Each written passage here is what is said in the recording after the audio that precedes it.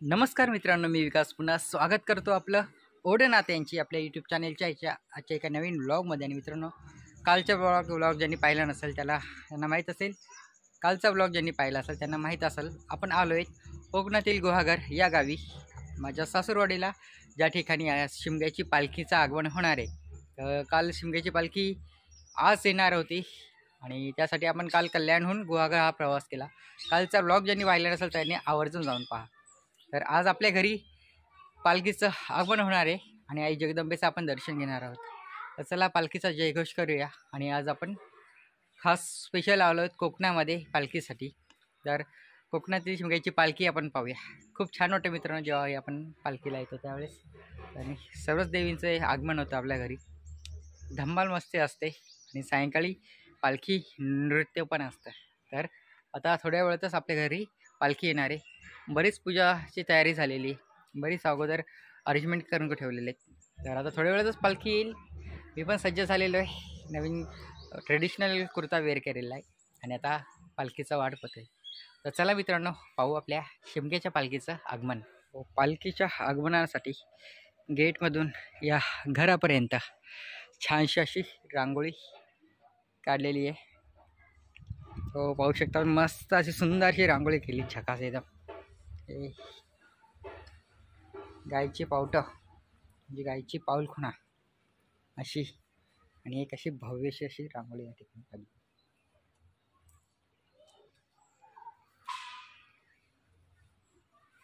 दारामध्ये वेलकम म्हणून अशा खूप सुंदर अशा रांगोळ्या काढलेल्या आहेत सजावटीसाठी. आणि अशा रांगोळ्या फक्त आपल्याला सणासुदीला पाहायला मिळतात, अशा भव्य भव्य रांगोळ्या. कारण हीच परंपरा आहे आपली आणि हीच आपली आवड असते, छंद असते आणि एक ओढ असते प्रत्येक सणाची. आणि अशा सुंदर सुंदर रांगोळ्या दारात सजवून घराची शोभा वाढवण्याची. लक्ष्मीची पाऊलं उमटवलेली, लहान लहान सुंदर असं घर, द्वारकामाई. तर थोडं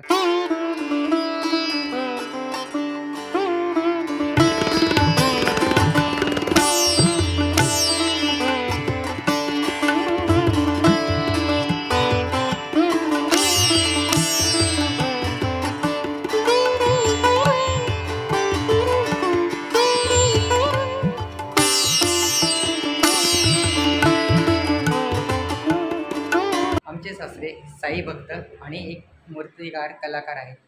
त्यातून त्यांनी रेखाटलेली साईबाबांची खूप सुंदर अशी प्रतिमा या ठिकाणी आपल्याला पाहायला मिळते.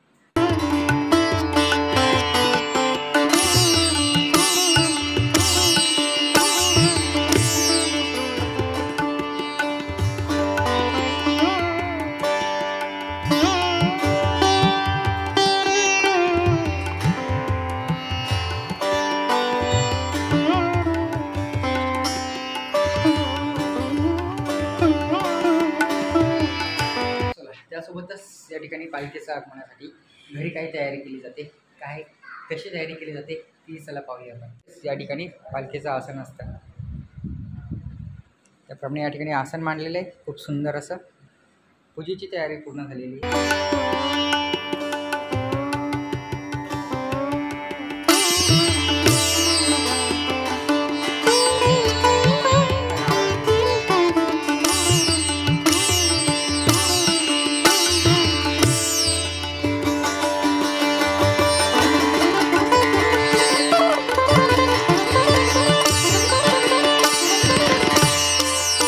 तर पाहिलेत आपण मित्रांनो, आपल्या पालखीच्या आगमनासाठी जो आपण इथे तयारी केलेली आहे, जी अगोदर करावी लागते, ती या ठिकाणी सर्व तयारी झालेली आहे.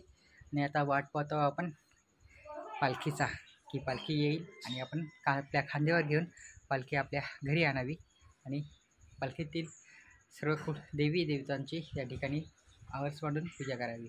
मस्त सुंदर अशी झाडे लावलेली आहेत. हे कोकणातलं सुंदर वातावरण.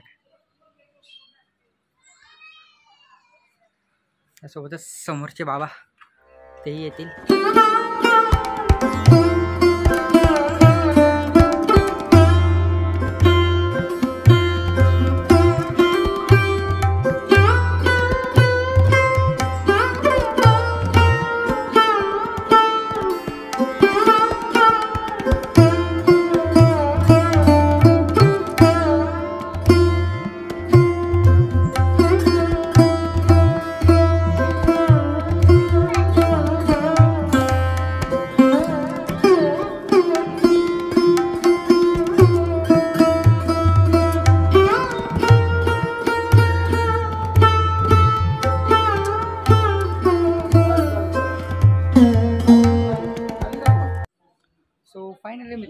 आपली गेटअप रेडी झालेली आहे, तयारी केलेली आहे. आपल्या टोपी ट्रेडिशनल आणि आपला ते स्कार्फ सोबत ठेवलेलं आहे आणि आपल्या ट्रेडिशनल लुकमध्ये आपण पालखीचं स्वागत करणार आहे. थोड्या वेळातच मित्रांनो आपल्या घरी पालखीचं आगमन होणार आहे.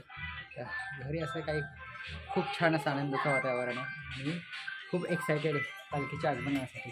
तर मित्रांनो लवकरच आपलं पालखीचं आगमन होईल आणि आपल्या सर्वांनाही दर्शन होईल.